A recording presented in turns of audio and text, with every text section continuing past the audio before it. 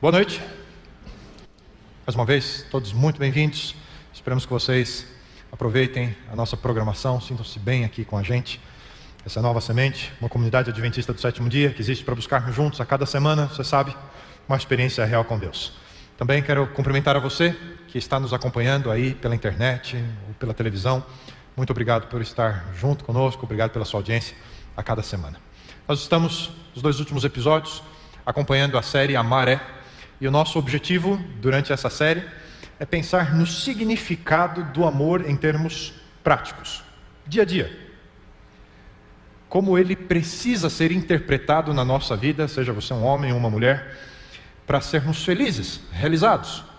Entendemos que compreender e valorizar as diferenças entre homens e mulheres é fundamental para os relacionamentos. E essa experiência ela pode e deve ser muito enriquecedora para cada um de nós. Portanto, nessa série nós queremos explorar o significado de amarmos o outro, de maneira que os nossos relacionamentos se tornem mais significativos. E o nosso tema hoje, amar é desenvolver a amizade.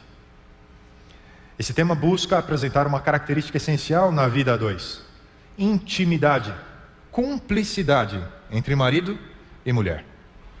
Um texto que nos mostra o ideal de Deus a respeito desse assunto, já lemos ele aqui um pouco durante essa série, mas precisamos relembrá-lo. Não é bom que o homem viva sozinho. Vou fazer para ele alguém que o ajude como se fosse a sua outra metade. Esse é um texto da criação do homem. Cada dia da criação Deus havia falado, é bom. A luz é bom. A terra seca é bom. As árvores, os animais, bom. Mas na sexta-feira Deus olha para a sua criação e diz, não é bom. Não é bom. E então ele decide criar alguém que fosse como a outra metade de Adão. E depois disso, Gênesis vai dizer que Deus disse, agora sim, é muito bom. Sabe, o casamento como uma relação entre um homem e uma mulher tem os seus desafios para a convivência diária. E essas diferenças são as mais diversas, elas estão nas bagagens familiares que cada um traz para a relação, como isso afeta o relacionamento do casal. Eu me lembro, estava visitando o meu tio, à época ele morava aqui no interior de São Paulo, na cidade de Rio Claro, uma cidade muito agradável, e também eu estava visitando o cunhado. Já recebeu visita de cunhado? E estava lá o cunhado do meu tio. E eu comecei a sentir uma diferença, porque eu estava lá tranquilo, sentado na sala, conversando e tal, e ele estava zanzando na casa, vai de um lado para o outro, abre a geladeira, mexe no armário, e eu falei, será que ele está morando aqui, né? E eu só consegui entender, depois de pensar, eu acho que eu preciso vir mais vezes aqui na casa do meu tio, né? Não estou com tanta intimidade com ele assim. Consegui entender quando ele sentou à mesa, e a gente estava ali na hora do lanche, e o cunhado disse assim, é bom vir na casa da irmã da gente. É tudo igualzinho na casa da mãe da gente. A gaveta de talheres é a mesma, aonde vai copo, prato no armário, é mais ou menos o mesmo lugar. A mulher arruma a casa do jeito que arrumaria ou era arrumada na casa da mãe dela. Azar do homem que muda para uma nova casa, né? Nada dessas coisas é do jeito dele, né? Tem que aprender tudo de novo. Bagagens, as experiências, aquilo que a gente forma e traz da família de origem para o novo relacionamento, para a nova família. Mas além desses hábitos da família de origem, existem também as bagagens emocionais, né? As diferenças de personalidade entre marido e mulher, as experiências de vida, quais foram as suas vivências. Isso para mencionar apenas algumas. O casamento é formado por muitas diferenças. No entanto, um dos maiores desafios dentro do relacionamento, e é importante fazer uma nota aqui, responsável pela maioria dos problemas de um casal, que pode inclusive levar ao final da relação, não são as bagagens, não são as heranças, mas é a comunicação. Normalmente, os casais que têm problemas, os problemas desse casal têm origem na inabilidade deles em conversar de maneira intencional e com foco na solução dos problemas. Alguns exemplos: finanças. Normalmente o problema do casal não são as finanças, mas é a dificuldade que eles têm em conversar e resolver as finanças. Sexo. A inabilidade em conversar sobre a vida sexual do casal. Problema com a família maior? Sua mãe é intrometida demais? O problema não é a mãe. O problema é a dificuldade que eles têm em conversar sobre a mãe dele. Filhos, trabalho, qualquer outro dos problemas que a gente viva no relacionamento, o maior problema não é a coisa em si, mas a nossa dificuldade em conversarmos e solucionarmos os problemas. Frustrações em geral, tudo isso poderia ter uma carga menor para o casal se ambos dominassem a arte da conversação e conseguissem se conectar. Já falamos um pouco sobre as diferenças no processo comunicacional entre homens e mulheres nos temas das últimas semanas, mas apenas para lembrar, existem diferenças clássicas, generalistas, sobre homens e mulheres quando o assunto é comunicação.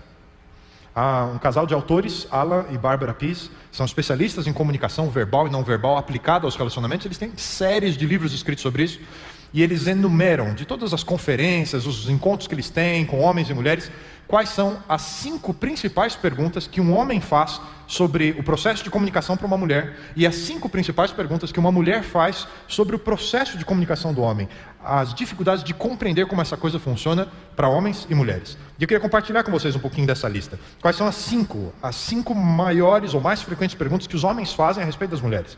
Número 1, top 1. Por que mulher fala tanto? É a primeira pergunta que o homem faz.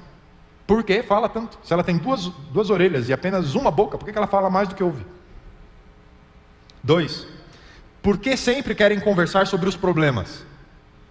A famosa DR. E às 2 da manhã. Vamos falar de outra coisa, nem falar do problema. O homem não entende. Terceira pergunta que os homens fazem: por que elas exageram no que dizem? 2 palavrinhas que as mulheres adoram: sempre e nunca. Você sempre faz isso, você nunca faz isso. Quarta pergunta: por que mulheres nunca são objetivas? Tem sempre que vir puxando o fio da meada lá de trás, vai contar desde a história da bisavó dela. Quinta pergunta: por que elas sempre querem saber tudo nos mínimos detalhes? Eu nem lembro o que eu falei com o meu chefe hoje de manhã, eu só falei para ele que estava tudo bem, ele falou que estava tudo bem, então está tudo bem. Mas ela quer saber do bom dia até eu te vejo no trabalho. Eu não lembro.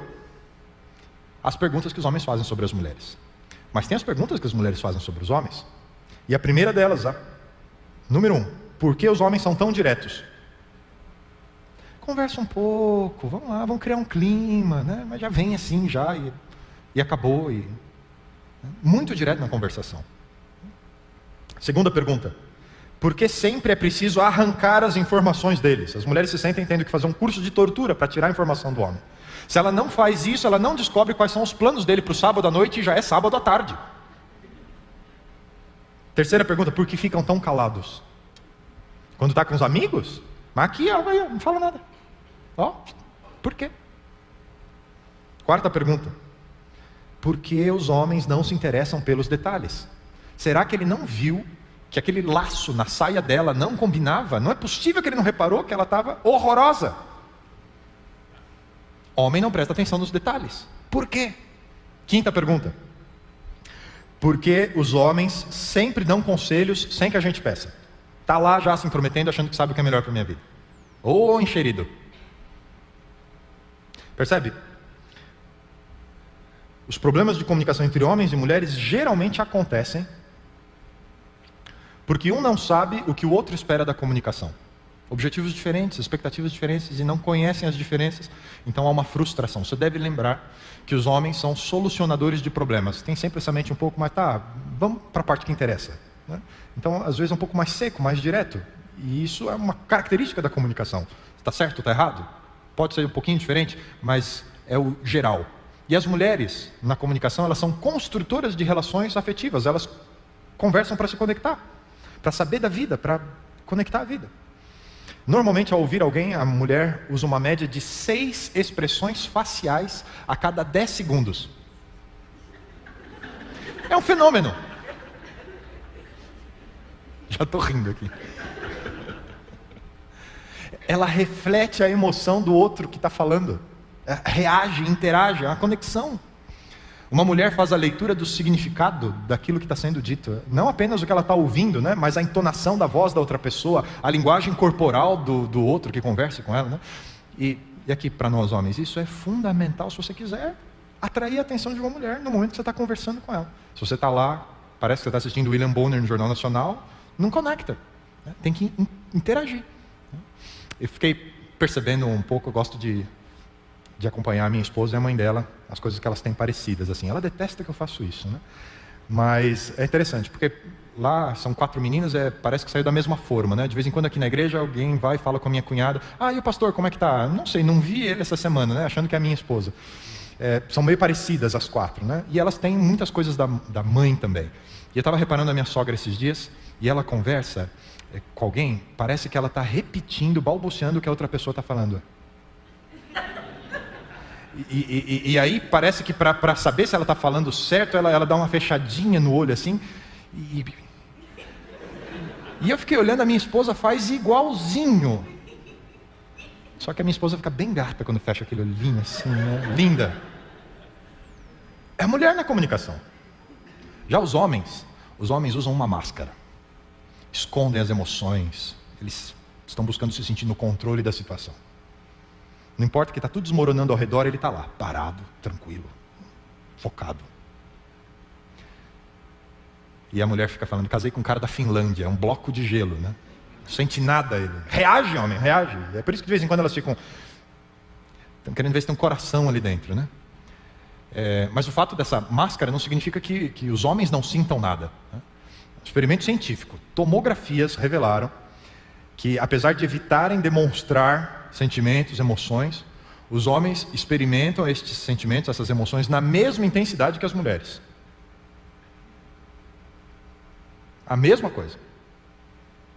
A comunicação no casamento e em qualquer outro relacionamento é um meio em que apresentamos não apenas ideias e opiniões, isso é importante para nós homens, mas também apresentamos emoções e sentimentos. São diversas informações que estão ali na comunicação.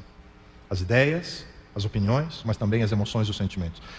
O homem precisa aprender isso. Isso não é algo normal, natural para o homem, mas faz parte da comunicação. A comunicação no casamento, ela é uma ferramenta para trabalhar a afetividade do casal. É através da comunicação que há essa conexão entre homem e mulher. E hoje eu gostaria de apresentar algumas das armadilhas da comunicação afetiva e também como é possível desenvolver amizade, maior intimidade no relacionamento a partir da comunicação. E eu queria começar com os pontos críticos, aquilo que está presente e deveria receber muita atenção porque ele é prejudicial na afetividade dentro do relacionamento. Entre as armadilhas para uma comunicação afetiva estão, por exemplo, a linguagem autoritária. Às vezes o marido ou a mulher usam de ordens e instruções. É aquela conversa mais ou menos assim: vem cá, pendura essa roupa sua agora. Anda logo, estamos atrasados, precisamos sair, anda, corre.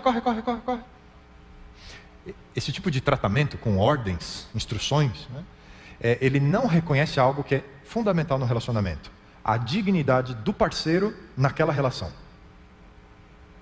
Se um casal exagera, eventualmente você precisa dar uma orientação, uma ordem, mas se isso passa a ser a tônica, a forma como a gente se comunica no casamento, esse tipo de linguagem autoritária coloca o outro para baixo. Casamentos onde esse tipo de linguagem é frequentemente usado, gera anulação do outro cônjuge dentro da relação. E às vezes vai para a terapia de casais para resolver o outro que foi anulado por aquele ali que é mandão dentro do relacionamento. Outro exemplo de linguagem autoritária: o uso de advertências e ameaças. Você já ouviu essa frase alguma vez? Se você fizer isso outra vez, eu juro por tudo que é mais sagrado que você vai... E aí segue a lista de coisas que é a ameaça, né? Também esse tipo de linguagem autoritária, as advertências e as ameaças, elas revelam a intolerância e a impaciência para discutir e resolver as divergências. Se tem algo que precisa ser resolvido, algo que incomoda no outro, ou algo que precisa de uma decisão do casal, tem que discutir. Mas nesse momento, na relação, amor e sintonia não estão presentes. Então um dos cônjuges usa desse expediente, né, as ameaças, para tentar receber algo do outro que ele espera. Em vez de negociar e de discutir, ameaça. Quem usa esse tipo de linguagem autoritária está impondo sobre o outro a sua própria agenda. Aquilo que é a sua visão de como as coisas devem ser, aquilo que lhe agrada. Qual o problema desse tipo de linguagem? Essa abordagem, ela mina a verdade fundamental que marido e mulher têm o mesmo valor dentro do relacionamento. Ninguém tem o direito de mandar no outro. Vocês são consortes. Têm a mesma sorte, escolheram a mesma sorte. Uma outra forma de ser autoritário na linguagem, no casamento, é o famoso moralista, é usar do moralismo. Você não sabe que? Ou então, você precisa fazer tal coisa, ou você deveria. Eu tenho a razão, eu tenho a verdade, e você precisa acreditar no que eu estou falando. porque você só erra, eu só acerto. Então essa linguagem de passar um sermão no outro, de dizer o que o outro tinha que fazer, é o tipo de linguagem que marido e mulher usam quando se acham donos da verdade, dentro da relação. Essa linguagem autoritária, ela vai corroendo, vez após vez, o processo de comunicação afetiva no casamento, e vai faltando amor e sobrando a supremacia de um ou outro. A Bíblia nos deixa um conselho: não multipliqueis palavras altivas, orgulhosas, nem brote dos vossos lábios a arrogância, pois Deus é sapientíssimo, cabe a Ele pesar as ações. Dentro de um relacionamento, orgulho, altivez não deve fazer parte. Além disso, nós encontramos um outro resultado da linguagem autoritária, que é o desequilíbrio na relação de igualdade do casal. Quando isso está sempre presente, o papel dos dois ele é alterado dentro do casamento. Me lembro de um caso de divórcio. A mulher chamava o marido de banana todo dia, o dia todo, a semana inteira. Essa linguagem de anulação do outro, né? A falta de comunicação impediu que eles superassem os problemas no casamento, na relação. E quando veio o divórcio, não havia mais nada que pudesse ser feito para salvar aquele relacionamento. Porque chega uma hora em que a pessoa que está sendo agredida todo o tempo, ela se sente num ambiente que é tóxico, e ela precisa sair daquela relação. E como não houve comunicação, não houve a possibilidade de mudar as coisas. E um divórcio que poderia ter sido evitado, acaba acontecendo, quando há esse uso da linguagem autoritária dentro do casamento. Mas uma outra barreira para a comunicação afetiva, além da linguagem autoritária, é a linguagem negativa. Alguns casais adotam a linguagem da humilhação. Até que essa ideia não é tão ruim, vinda de você.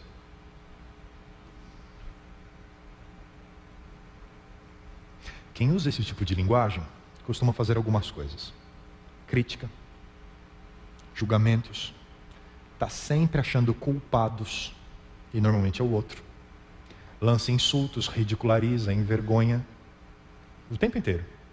E não importa o lugar, pode ser até em público. E se chorar, melhor ainda. Esse é um tipo de linguagem negativa, ela destrói o relacionamento. Um dos cônjuges está sempre se colocando como alguém melhor do que o outro. Para que eu me sinta bem, o outro tem que se sentir mal.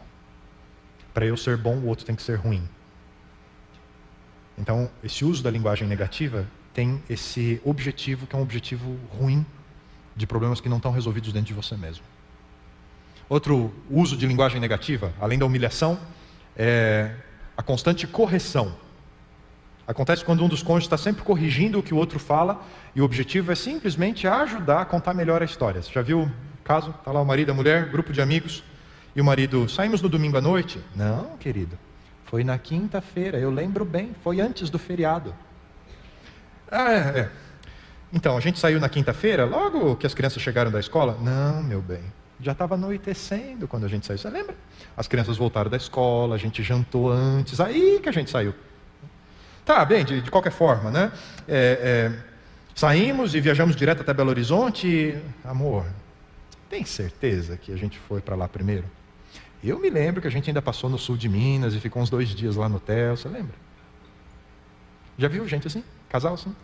Está o tempo inteiro um corrigindo o outro, recontando a história do outro. É porque alguns têm um impulso irresistível para se concentrar numa narração perfeita.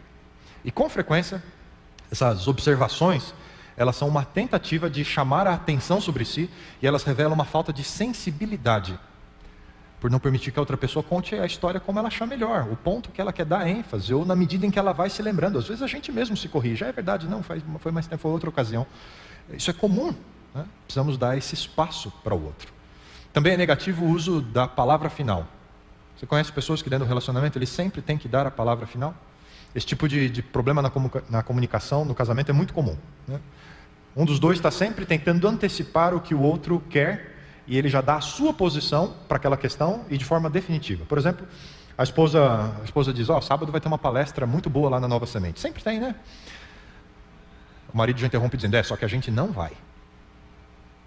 Ela ainda não fez o convite, ela não disse se viria, ela estava só comentando que assistiu uma palestra e tal, e o outro já vem e já diz se vai, se não vai, se gosta, se não gosta.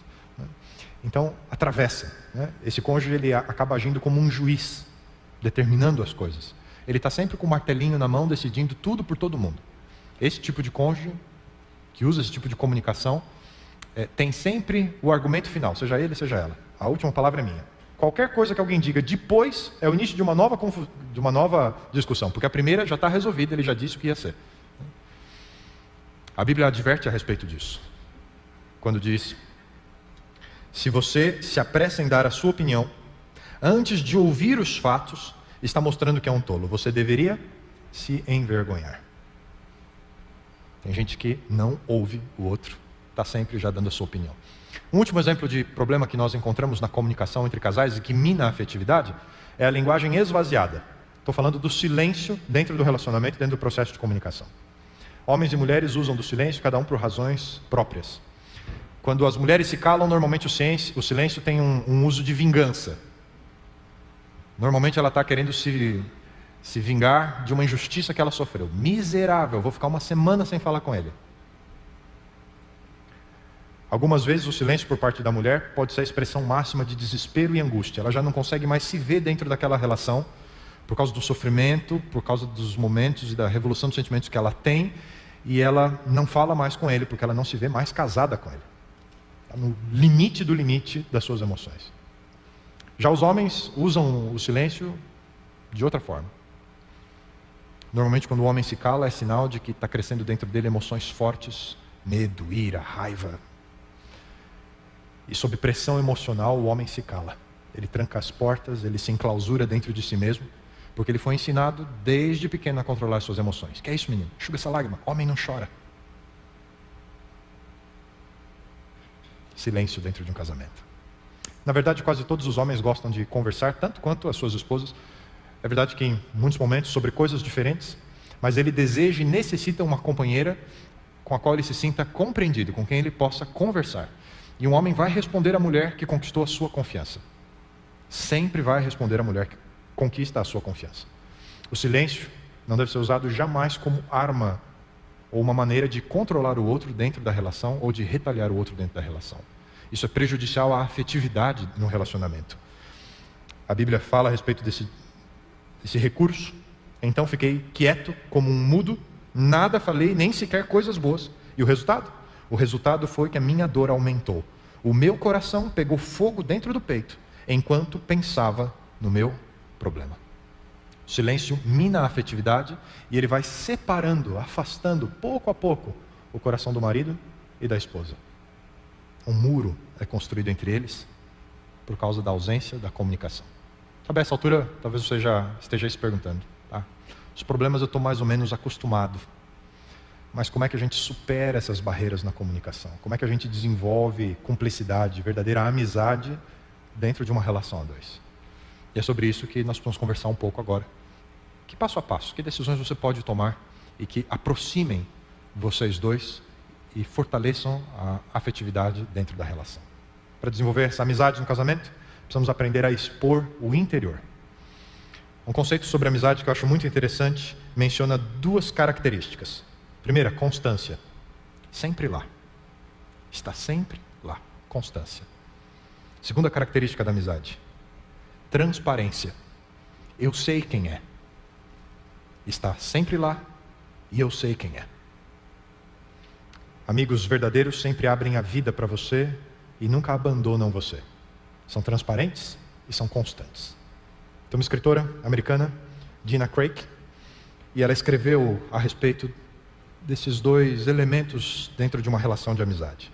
Ela fala do consolo inexprimível de se sentir seguro com uma pessoa, de não ter de pesar os pensamentos, nem medir as palavras, mas poder derramá-los assim como são, grãos e palha juntos. Certo de que mãos fiéis irão peneirá-los, guardar o que vale a pena e então, num sopro de bondade, fazer o resto voar para longe. Casamento deve proporcionar esse tipo de experiência. Cumplicidade entre marido e mulher deve permitir a eles expor tudo o que vai em seu íntimo. Coisas boas, coisas ruins, quando estamos realizados, quando nos sentimos frustrados, não importa. Posso ser transparente e o outro vai estar sempre lá. O grande desafio é como expor um ao outro o nosso real sentimento de forma aberta, honesta, mas ao mesmo tempo bondosa. Porque às vezes a gente fica com medo de agredir o outro e a gente não consegue lidar com o problema, a gente não consegue dizer o que vai aqui dentro, porque vai virar uma briga. Como é que eu posso transformar esse momento em que eu abro o meu interior sem ofender o outro? O segredo é emitir mensagens na primeira pessoa. Use a frase a partir do eu. Esse tipo de expressão elimina rapidamente a possibilidade de ataque e defesa de ambos os lados. Evita xingamentos, a busca de culpados, porque você está falando do que você sente. E ninguém pode negar o que você sente. Por exemplo, a esposa está assistindo televisão na cama. Chegou um pouco mais cedo que o esposo, o dia dele foi um pouco mais longo, uma última reunião no trabalho, e ele chega cansado. Normalmente eles assistem algum programa de televisão juntos, mas hoje ele está muito cansado, a esposa já está lá no quarto, vendo TV, mas ele quer só tomar um banho e dormir. E a TV está ligada. E agora, como é que eu falo para ela que eu estou cansado, que eu preferia que ela desligasse a TV sem ofendê-la? Como é que eu vou fazê-la me entender? Ele pode chegar e dizer, você está aí de novo vendo TV? Acabou, né? Deu pau. Se ele está com sono, ele vai dormir na sala. Ou ele pode usar a linguagem na primeira pessoa, dizer do que ele está sentindo, se abrir, se expor, ser transparente. Eu até escrevi aqui para ficar bem bonitinho, para dar um exemplo para vocês. Olha só, presta atenção na fórmula. Ela está lá vendo televisão. Você chega, tem um problema, como é que eu falo? Querida, tive um dia cheio. Estou cansado demais para assistir televisão com você hoje. Gostaria muito em outro dia. Vou ver se consigo dormir um pouco agora, preciso descansar. Lindo, né? Comovente. Ela já entendeu. Hoje não vai rolar. Provavelmente ela também está cansada. E como ela entendeu você, porque você foi claro, respeitoso, mais direto, ela fala, querido, também estou cansado. A gente vê amanhã. Vou desligar. Ou vou pôr bem baixinho aqui. Tá? Ou estou indo para a sala porque eu quero mesmo assistir esse programa, mas vou deixar você descansar. A coisa flui. Então tem um jeito. A amizade é uma união profunda que ela se desenvolve quando duas pessoas que falam a verdade uma à outra, em amor, caminham juntas em direção ao mesmo horizonte. Ali não há uma disputa, ali há companheirismo. Um está precisando do outro. Esse princípio da amizade dentro do casamento, ele vai provocar mudanças na forma de encarar algo que a gente chama de compatibilidade do casal. Aquilo que os une. Muitos casamentos acabam e o argumento é incompatibilidade de gênios. Então a compatibilidade é algo essencial dentro do casamento. Agora, se você considerar o casamento, por exemplo, em termos de amor erótico, compatibilidade significa o quê? Significa química, atração sexual. Se você pensar no casamento como uma condição social, o que significa compatibilidade? Significa ter gostos em comum, aspirações a determinado estilo de vida, aquilo que vocês querem ter, aonde vocês querem ir. Isso é compatibilidade. Sabe qual é o problema? O problema é que esses fatores não são duráveis. Atração física diminui. Por mais que se esforce para adiar o declínio, um dia ela acaba. E infelizmente, condição socioeconômica também pode mudar da noite para o dia. Ninguém é dono de toda a situação. Alguém aqui acreditaria que lá nos anos 90 ia acordar e ter R$50 na conta? Ninguém. Quando as pessoas pensam que compatibilidade está baseada nesses fatores, acabam descobrindo tragicamente que construíram seu relacionamento em terreno instável. Não tem um bom alicerce. Se a mulher deixa de se cuidar, ou o homem perde o seu emprego, o casamento desmorona. Por isso é tão importante construir uma sólida amizade. Nós estamos no casamento, um por causa do outro. Sólida amizade. Cúmplices. Compartilhar a experiência a dois é o grande objetivo de um casamento. E essa é a compatibilidade essencial no casamento. Somos amigos, apreciamos estar juntos. Para onde quer que estejamos caminhando, estamos caminhando juntos porque apreciamos compartilhar a caminhada. Não é o lugar, mas é a caminhada. Esse tipo de amizade dentro do casamento é descrito nessas palavras da Bíblia, que um olhar amigo alegra o coração. Mais do que o saldo no banco, mais do que qualquer outra coisa, é o olhar amigo que alegra o coração. E uma boa notícia, se compartilhar entre o casal, dá mais ânimo de enfrentar a vida. Então, para desenvolver a amizade, exponha o seu interior. Outro fator, para a amizade, para a afetividade no casamento, ouça seu cônjuge. Esse é um aspecto que é fundamental para as mulheres. Para as mulheres é prioritário estabelecer relacionamentos. E o meio para isso são as conversas, é a comunicação. Uma mulher consegue, sem fazer muito esforço, falar uma média de 6 a 8 mil palavras por dia. Vou repetir. Uma mulher fala de 6 a 8 mil palavras por dia. Mas não para aí. Ela usa ainda mais 2 a 3 mil sons para se comunicar. Além de 8 a 10 mil gestos, expressões faciais, meneio de cabeça, outros sinais de linguagem corporal, ela é um outdoor. Somando tudo, 20 mil unidades de comunicação para transmitir as suas mensagens a cada dia. Isso é uma mulher se comunicando. Comparando o papo diário da mulher com a forma como que os homens falam. Ele pronuncia de 2 a 4 mil palavras, 1.000 a 2 mil sons, e emite de 2 a 3 mil sinais de linguagem corporal. Total, a média diária de um homem chega a 7 mil unidades de comunicação. É 1/3 da média feminina. Por isso, ouvir é algo fundamental no casamento. Ela fala, ele escuta. É isso mesmo. Ele equilibra, o ouvir equilibra a comunicação entre homens e mulheres. Jesus repetiu isso aqui inúmeras vezes. Aquele que tem ouvidos, ouça. O ato de ouvir é a maneira deliberada, ou seja, existem formas de ouvir, e uma delas é a audição deliberada. O que é isso? É a capacidade de processar a informação, de analisá-la, de recordar-se dela numa ocasião posterior, de extrair da comunicação as suas próprias conclusões. Isso é uma comunicação deliberada, eu estou sendo intencional com ela. Porém, o ato de ouvir ativamente é uma outra modalidade de audição. Em primeiro lugar, ele escuta os sentimentos da pessoa que está falando. E em segundo lugar, ele vai processar a informação do que está sendo dito. No casamento, isso é fundamental. Ambas as técnicas de ouvir, deliberada e ativa, são habilidades que precisamos na comunicação eficaz. Mas, ouvir com o sentimento é muito mais importante no casamento. Talvez você não se lembre de tudo que ela disse, mas se lembra de como ela se sentiu quando contou aquilo. Isso é fundamental no casamento. Uma das histórias que eu acompanhei, diversas crises e problemas no casamento, quem de nós não tem? Mas a esposa escreveu, como se fosse um pequeno diário, fez uma pequena anotação de como ela se sentia. Ela pôs no papel seus sentimentos em relação à vida em casal. E naquela frase não estavam os problemas, as culpas, nada disso. Uma linguagem meio que poética, ela expressou seus sentimentos. Eu vivo lá em casa e parece que eu vivo dentro de uma cúpula de vidro, isolada dele. Eu o vejo, mas não consigo falar com ele. Estamos juntos, no mesmo lugar, mas estamos separados. Conexão. Quando estiverem conversando, interrompa de vez em quando para recapitular o que você ouviu. Interaja, entre na conversa. Pequenas perguntas de confirmação. Você tinha dito isso mesmo, né? Foi lá no trabalho, foi com aquela pessoa. Pequenas perguntas que vão confirmando. Outras perguntas para aprofundar as informações. Mas vocês estavam sozinhos? Mas que dia que foi mesmo? Vai conectando você com a conversa. Como é que você se sentiu quando isso aconteceu?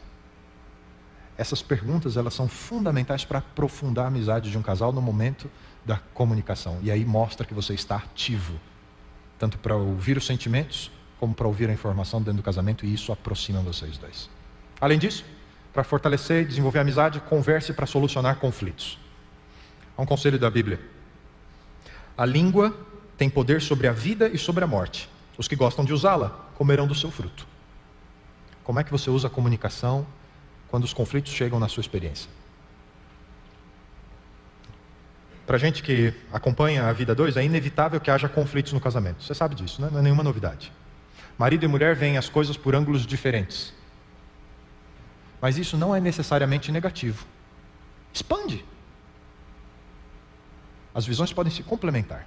O problema é que, quando há diferenças, às vezes as diferenças geram discordâncias.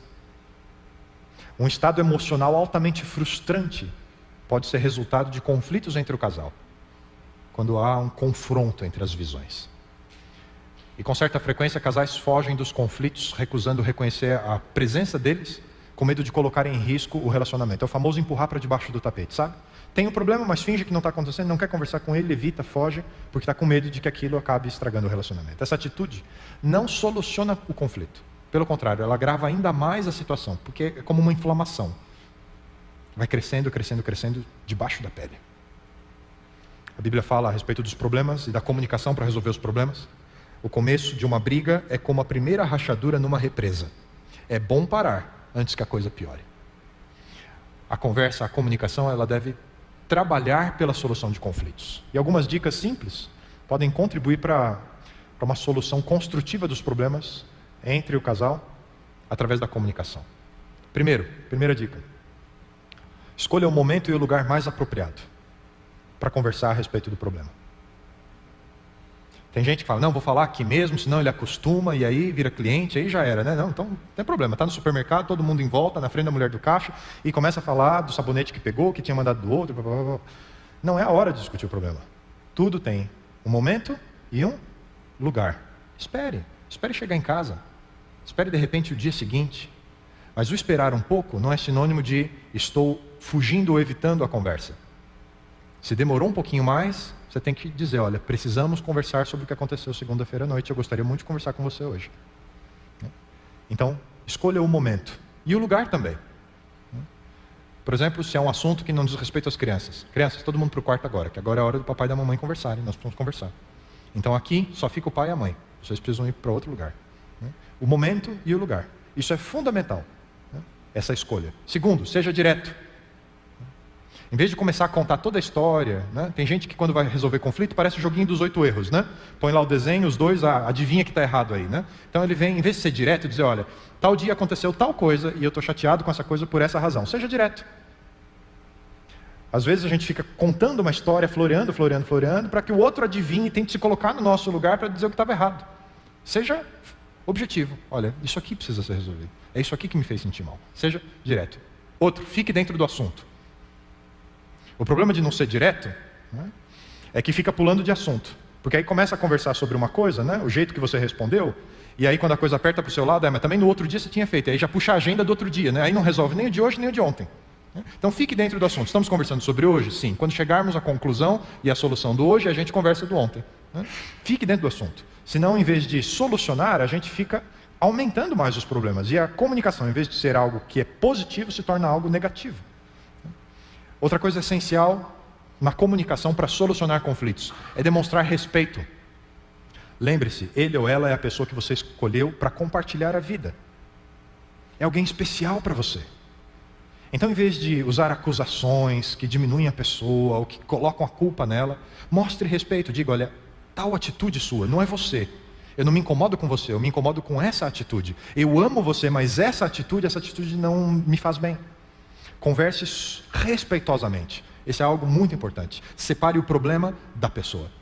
Outra questão, outra dica na conversa para solucionar conflitos: faça uma lista das soluções possíveis. Tem gente que só traz problema, só sabe apresentar problema, nunca apresenta a solução. Quando você vai para uma conversa para resolver algo, já pense durante o dia, faça as suas anotações, as minhas sugestões para solucionar tal problema.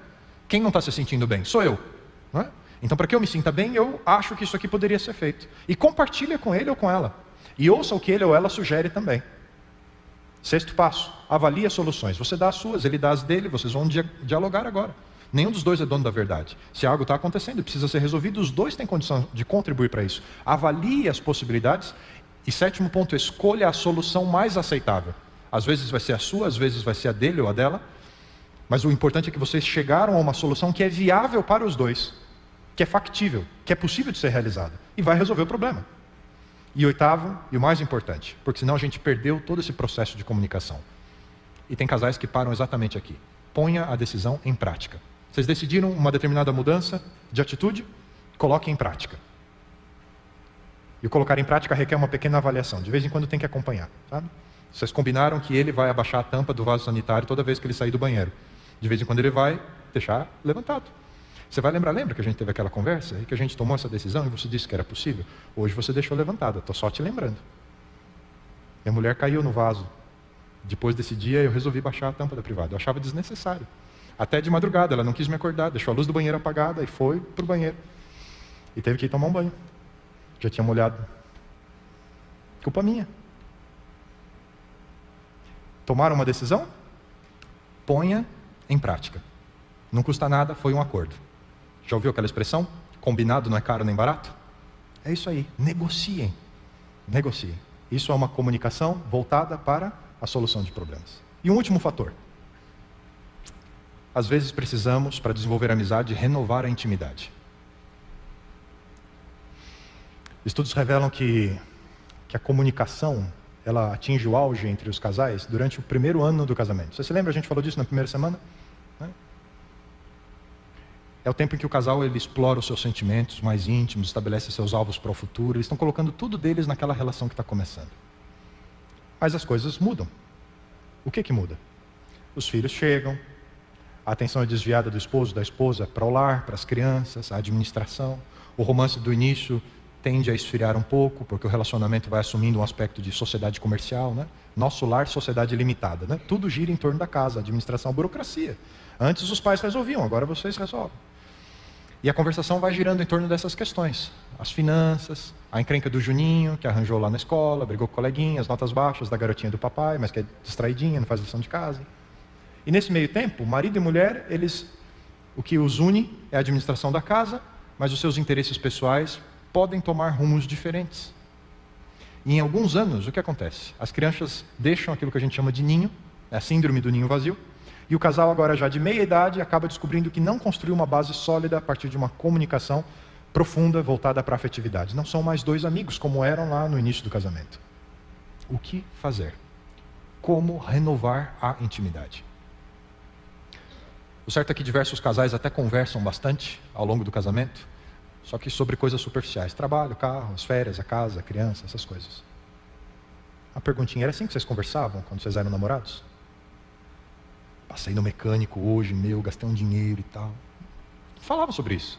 Sobre o que vocês falavam quando namoravam. O que gostavam, o que deixavam feliz, o que queria fazer, essas coisas. Falava de si. Duvido que vocês ficavam falando sobre os problemas de casa. Tudo que vocês queriam, naquele momento de namoro, era passar um tempo junto para conversar, para conhecer o outro, para falar de si, para ouvir do outro. Era isso, não era isso? Como é que a gente recupera isso? Simples. Conversa. Vai ter que voltar a conversar. E no início, vai ter que ser intencional. A sugestão da maioria dos terapeutas é você ter um caderninho da conversação. Hoje pode ser no celular mesmo, abre o bloco de notas, e ao longo do dia, algumas perguntinhas que você vai pensar, porque à noite vocês vão falar sobre elas. Então anota, como eu estou me sentindo em relação ao nosso casamento hoje? Então, de noite, vocês vão falar 10 minutinhos, marca no relógio, é uma coisa assim muito fria mesmo, 10 minutinhos. O que você pensou, o que você quer me falar sobre o que você se sente no nosso casamento? E a pessoa fala. No outro dia, o que mais gosta, no outro dia, o que mais irrita, no outro dia, o que quer fazer, no outro dia, os sonhos. O importante não é o tema, o segredo, as perguntas não são mágicas. Mágico é o tempo que passa junto. Se vocês voltarem a estabelecer uma rotina de conversar cada dia, por alguns minutos, uma conversa que diz respeito a vocês dois, gradualmente, a intimidade vai voltando. Comunicação honesta e permanente, ela alivia as tensões emocionais. Você vai encontrando suporte no outro, esclarece os pensamentos, provê uma válvula de escape para as pressões diárias. Essa comunicação marido e mulher, ela forma as condições ideais para o casal lutar juntos por um ideal comum.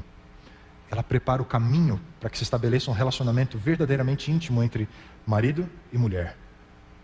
Não apenas amantes, mas amigos. A Bíblia diz, um coração ansioso deixa o homem frustrado, derrotado. Mas uma palavra amiga, de ânimo e simpatia, renova as forças. Precisa renovar o seu casamento? Precisa renovar a intimidade de vocês? Voltem a recuperar o tempo que vocês perderam e redescobrir um ao outro. Sabe? Cada célula do corpo do homem é geneticamente diferente das células do corpo da mulher. Como resultado dessas diferenças genéticas, as mulheres geralmente possuem vitalidade física maior, tendem a viver mais do que os homens. Talvez pelo fato do metabolismo ser diferente, um pouco mais baixo, alonga a expectativa de vida. A estrutura do esqueleto feminino também é diferente da do masculino. A cabeça menor, as pernas da mulher um pouco mais curtas, o rosto mais largo, o queixo menos saliente, o tronco mais longo. Parece que a mulher perde os dentes antes que o homem, os dentes de leite. A maturidade vem antes. Estômago, fígado, rins, o apêndice são maiores na mulher, mas seus pulmões são menores. Diferenças inatas e as muitas diferenças adquiridas, diferenças culturais. Todas elas podem causar muitos desentendimentos se nós insistirmos em projetar nossa maneira de pensar e agir. Se a gente vive negando ao nosso cônjuge o privilégio de pensar e agir de acordo com o seu próprio gênero, de acordo com as suas próprias características. Agora, do contrário, as diferenças podem acrescentar sentido e companheirismo na nossa caminhada afetiva.